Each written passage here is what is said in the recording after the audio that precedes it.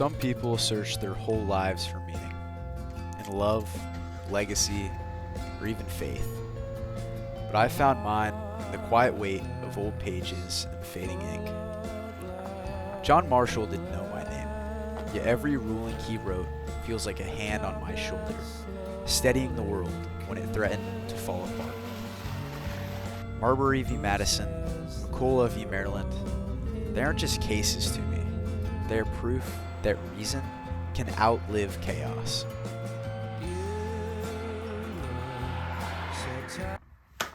Professor Blackwood, nice to finally meet you. But where's everybody else? I don't know.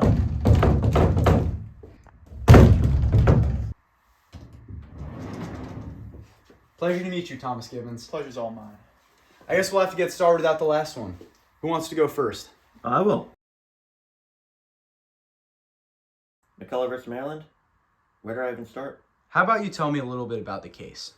Of course. It all started in Congress, 1816. The charter for the Second National Bank was just passed, and it stirred up quite a bit of controversy. But the bank wanted to grow, you see. The bank thought it would be a good idea to branch out to Maryland. Little did they know, that was a mistake. So what you're saying is that Congress passed an act that would allow for the chartering of the bank, which then branched out to Maryland? Exactly. So how did Maryland feel about this? Well, they hated it.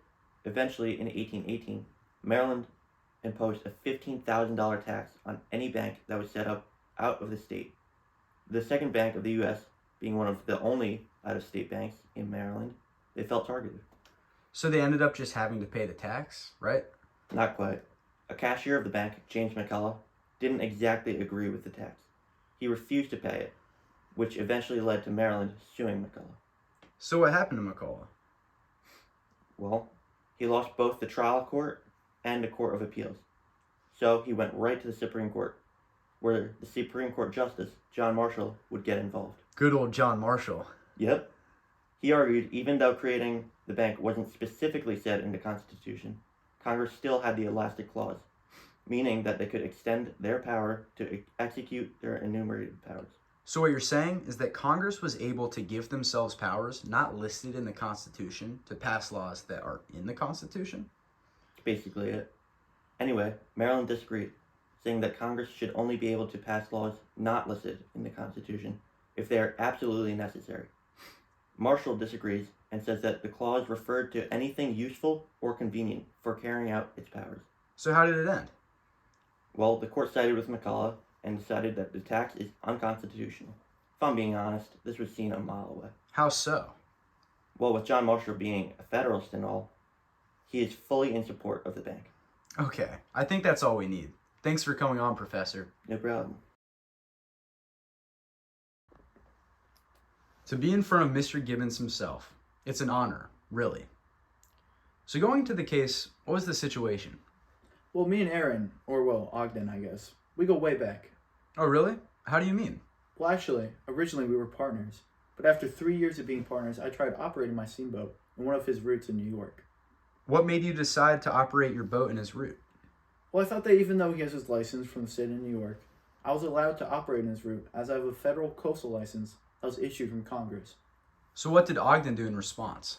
Well, he sued me in the New York State Court, where I received a permanent injunction, meaning I had to stop all my operations in his waters. So how did this issue get raised to the John Marshall? Well, I kept pushing.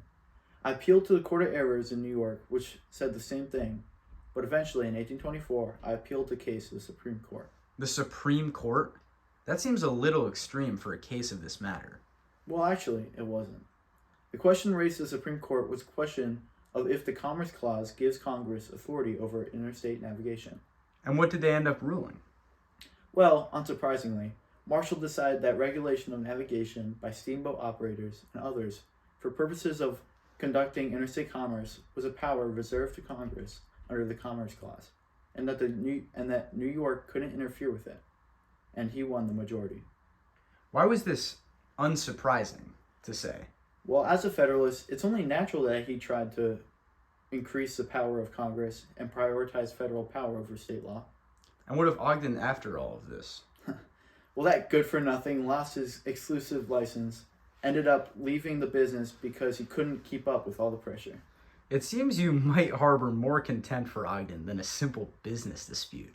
I mean, you kind of ruined his business career. Okay, if you really want to know, I'll tell you. That Ogden ruined my life. Not only did he counsel my wife into divorce, he falsely put me in jail. I figured the only way to get revenge was through competing with him in his business. That's why I did it. And look at me now. I won. Well, that's all I believe we have for today. Thank you for coming, Mr. Gibbons. No problem. Thanks for joining us today, Mr. Jarschel.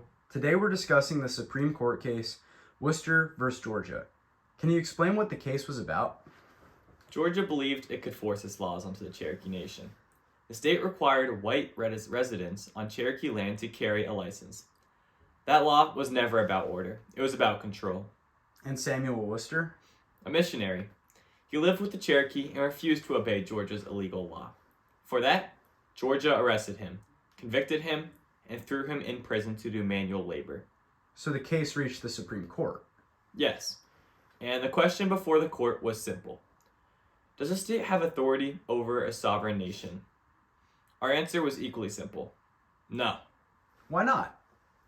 Because the Constitution gives power over native affairs to the federal government, not the states. The Cherokee were a distinct political community. Georgia had crossed a constitutional line. What did the court decide? We ruled that Georgia's law was unconstitutional. Worcester's conviction was overturned. States cannot ignore treaties, and they cannot invade tribal sovereignty.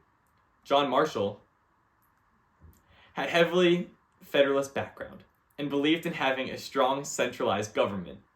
What about that? It is the reason why he made his decision. We limited the state's authority over Native American lands, which gave the power to the federal government, not Georgia. So is the ruling enforced? No, Why? because President Andrew Jackson did not care to enforce it.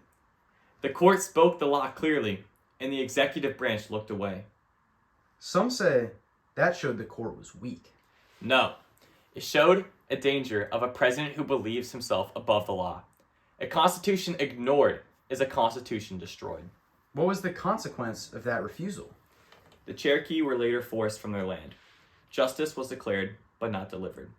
The rule of the land of the law was testified, and it failed them. This seems deeply personal for you, Mr. Jarschel. Some things should be. Mr. Jarschel, before you go, why do you care so much about this case? My connection to your John Marshall is stronger than you might think. You mean... History remembers names. What matters is whether it remembers principles. Are you saying you're John Marshall? I'm saying the Constitution was defended that day.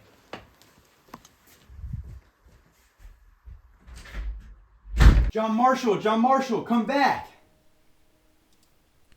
I'll never know if that was really John Marshall or not. But if I spend my life chasing the understanding of the brilliance of John Marshall, then my life will have been something.